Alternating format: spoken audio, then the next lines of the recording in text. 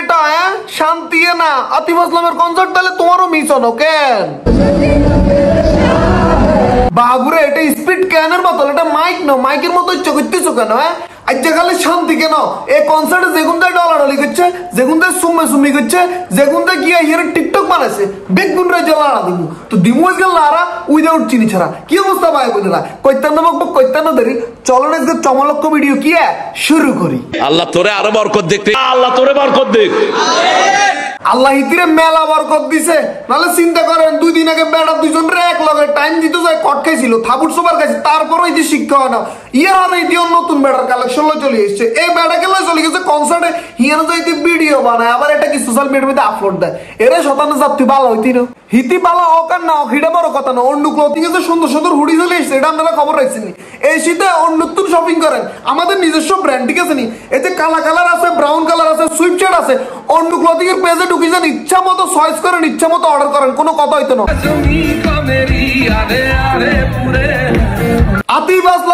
আতিফ আসলামের মতো যে ফেমাস একজন সিঙ্গার আইয়ার হিয়ানে বাংলাদেশি টিকটকাররা যাইতো না এটা কি সম্ভব পাইয়ে আপনি কি মনে হচ্ছে নেতারা আতিফ আসলামের ফ্যান ফলোয়ার কেন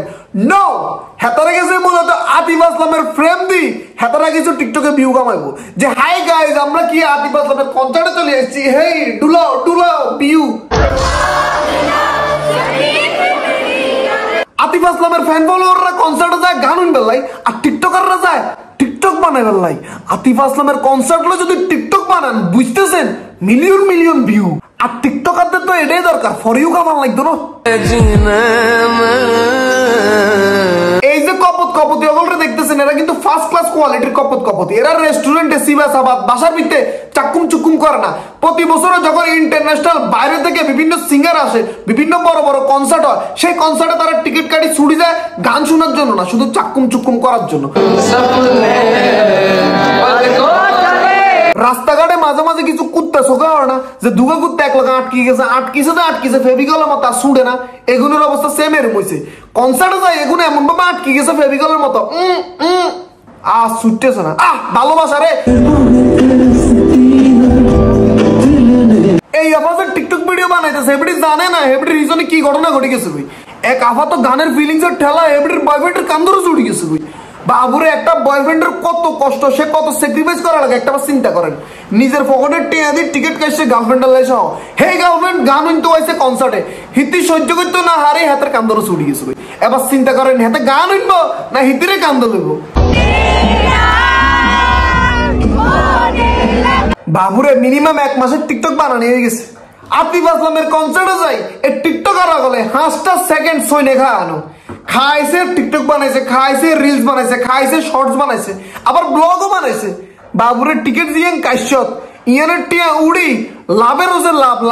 লাভ তার হচ্ছে আবার লাভ এটাকেই বলে বিজনেস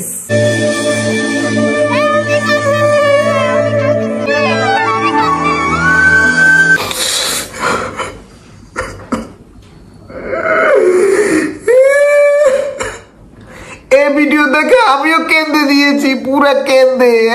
তুই কনসার্টে গেছিস গানের ভিতরে এমন ঢুকে ঢুকছিস গানের জন্য কাঁদতে দিছিস নাকি অন্য কিছুর জন্য কাঁদছিস আল্লাহ কদি হেতন গাইতির কান্দা দিয়ে বলতেছে আমি কাঁদে দিছে এখন তো খুশিতে মুখ হাড়ি যার কই বাবুরে ইতি কান্দে ইতি চোখে না মুছে দিবি তোরা তো যাই হোক এই ইমোশনাল ভিডিও দেখে আজকের ভিডিও এখানে আমি শেষ করে দিলাম আমি আর পাইতেছি না আমি নিজে ইমোশনাল হয়ে গেছি তো আজকের ভিডিও কেমন লাগছে প্লিজ কমেন্ট বক্সে জানাবেন আর ভালো লাগলে অবশ্যই আপনি কি একটা শেয়ার মার দিবেন দেখাবো নতুন কোনো ভিডিওতে সে পর্যন্ত সবাই সুস্থ থাকবেন ভালো থাকবেন